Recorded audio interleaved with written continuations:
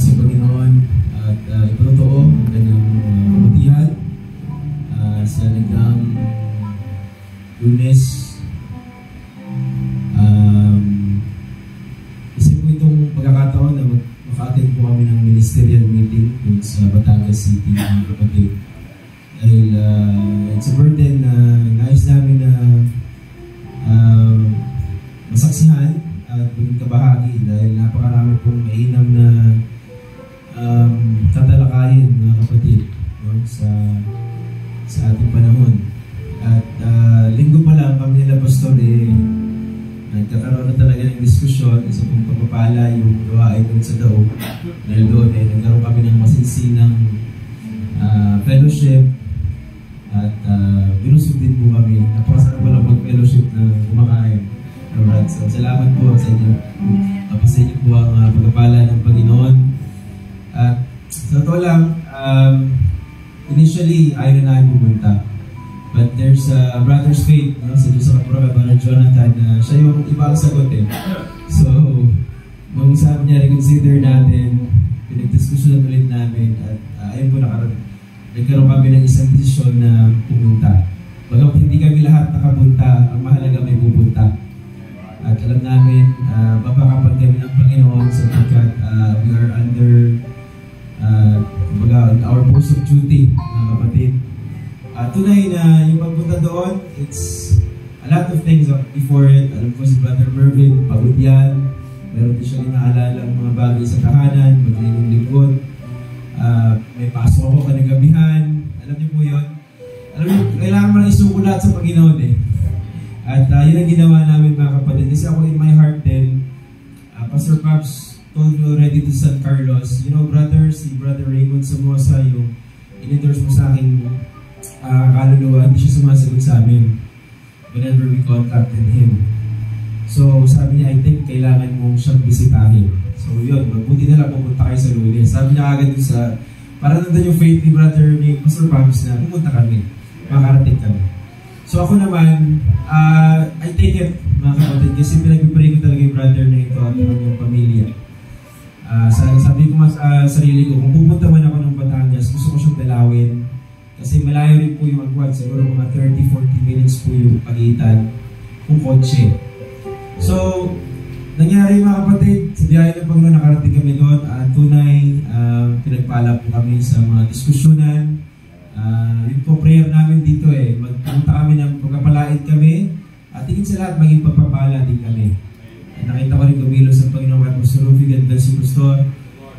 Nakita ko man yung pagiging elder na sa mensaheng ito, pagpapamagitan, tagalino ng mga bagay-bagay. As I look into him, I'm so blessed with this person, sa Diyos sa Kapurian.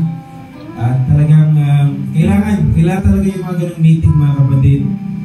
Bagamat hindi nakarating yung ibang mga taga-North, ginamit si Pastor Rufi na may set pa ang isang meeting na kasama naman ang ating mga kapatiran sa North. So, pag-pray niyo po yan, mga kapatid, by next month, gaganapin din ulit.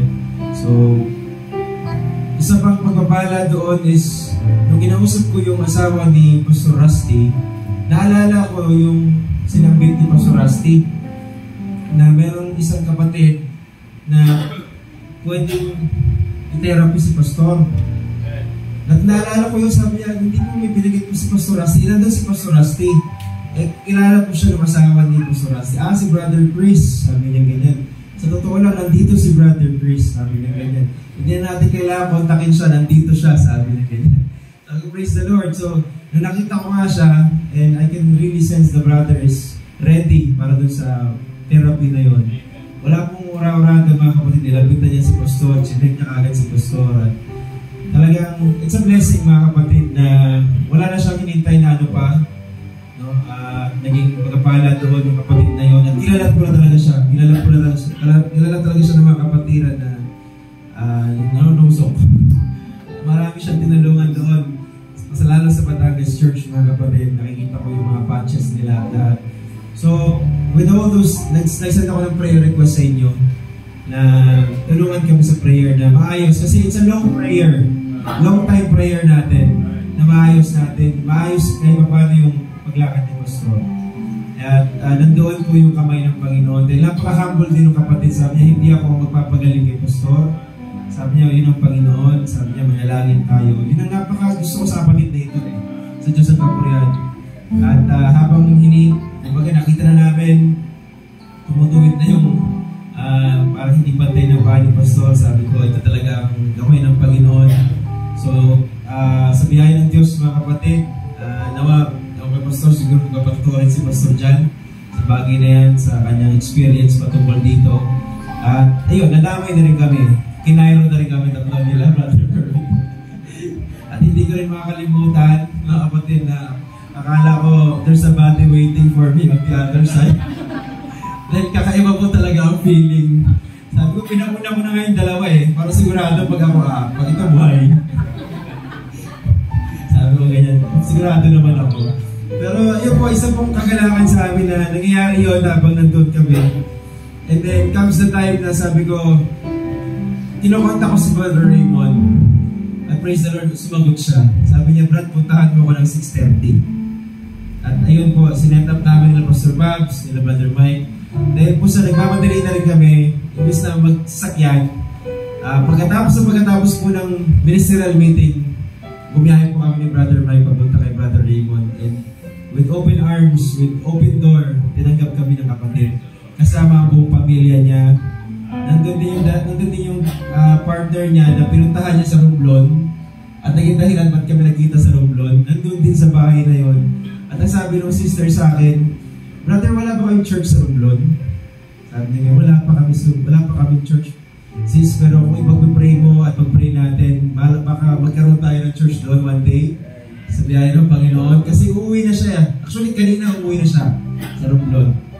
Tinisita lang din niya si Brother Raymond. Pero sabi niya, sana mag-church doon sa Romblon. Kasi hindi siya makasama sa Bible study. Ang nandun lang is yung mga anak ni Brother Raymond. And by Friday, mga kapatid, sa biyaya ng Panginoon, officially, magsisimula na po ang Bible study doon sa bahay ni Brother Raymond. Dala ang mensahe nito, mga kapatid. At talagang umuorin sila na sila'y attend doon sa church ni Pastor Pabs. So sa Diyos ang kapurihan, sa isang araw na yun, napakadami accomplishment. At alam ko, ang Panginoon ang nasa aming kalagitnaan hanggang pag-uwi. Nandun ang aming fellowship, tawanan at kagalakan. At nais namin na ibalik yan lahat sa kapurihan